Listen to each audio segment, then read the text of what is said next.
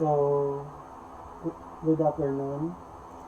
Magre-report tayo about sa ating topic na nasa. So, three-phase induction motor.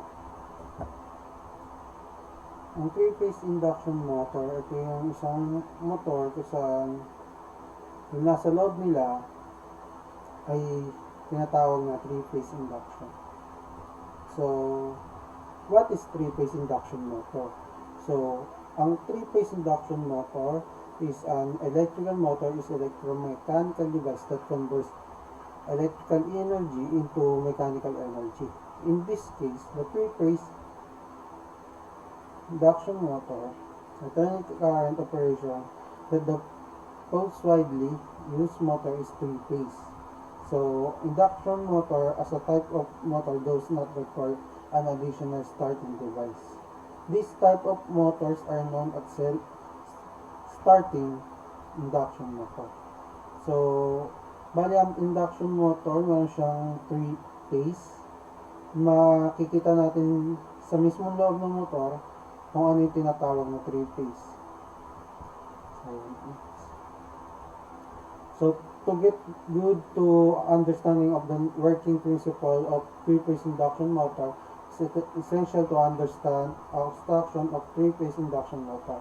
A 3-phase induction motor consists of major parts. So, dyan papasok yung stator tsaka rotor. So, ano nga ba ang stator? Ito yung stator. Makikita nyo sa loob ng mismong motor, ito yung tinatawag nating stator. Ayan nga sa loob yan. So, ang stator ng 3-phase induction motor is made up or binubuo siya ng slot na kinoconstruct ng 3-phase winding circuit, tsaka kung saan nakakonect yung 3-phase AC source. So, in-arrange dito sa 3-phase induction motor yung 3-phase winding. In such a manner, in the slot that they produce, one, rotating magnetic field. So, when switch is on, the 3-phase AC supplies source. So, dito naman yung rotor. So, ang rotor naman, ito yung rotor na sinasabi dyan. Pinapalibutan siya ng stator. So, yan. Ang rotor naman ng 3-phase induction motor, kinokonsist siya ng cylindrical laminated core which is parallel slot that can carry conductors. So, ayan yung conductors nasa loob. So, the conductors ay heavy copper na or aluminum bars fitted, ito yan, in each slide of short-circuited by the end. So, yan. The slots are exactly made parallel to axis of the shaft, but are slotted a little skewed because this arrangement reduces magnetic hum noise and avoid the stalling of the motor. So, kita nyo yung loob, ayan yung tinatawag na rotor natin. So, ito yung rotor kung saan nila doon pinapasok sa stator, yung rotor pinapasok dito sa stator para nag-generate ng power.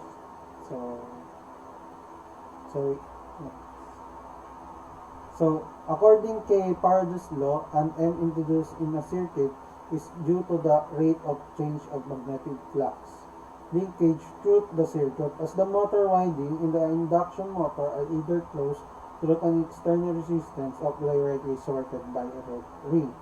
In the cut of the stator rotating magnetic field, an F is induced in the rotor copper bar and due to the itself current flow through the rotor induction. So, ang sabi nga dito kay Faraday's law, induce ang circuit in due to the rate of magnetic field. So, yung magnetic flux leakage, yun yung nasa pagitan ng stator at rotor. So, yun. In the relative speed of rotating flux starting rotor conduction is the cause of current generation. So, yun nga yung nagkakaroon ng sanhi, kaya nagkakaroon ng current generation. Ayon yan kay Lenz's law, the rotor will rotate in the same direction to reduce the cost. So, yun nga. Yung sa loob, yung rotor, siya yung iniikot kung saan same direction sila para ma-reduce yung cost nila. So, thus from the working principle of three-phase induction motor, it can be observed that the motor speed should not reach the synchronous speed produced by the stator. So yung synchronous speed niya nun ay hindi dapat kailangan nakasynchronous sa speed na pinuproduce niya na ng ating stator. So, if the speed becomes equal, there will be no such relative speed. So, the M induced in the rotor and no current will be flowing. So, kapag yung equal nga yung speed nila, hindi nga magkakaroon ng current na dadaloy. So, ang ginawa nila, therefore, no torque will be generated. Yun nga. Consequently, the rotor cannot reach the synchronous speed. The difference between stator and the rotor speed is called the slip. Yun yung tawag.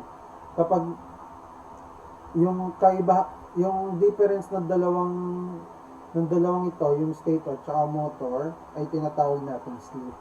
So, the rotation of the magnetic field in an induction motor has the advantage that no electrical connection need to be made to the rotor. So, yeah. So, dagdag ko lang din, yung stator kasi natin ay yung stator of the motor, nagko-consist siya ng overlapping winding offset by electrical angle of 120 degrees. So, when we connect the primary winding of the stator to a three-phase AC source, it is established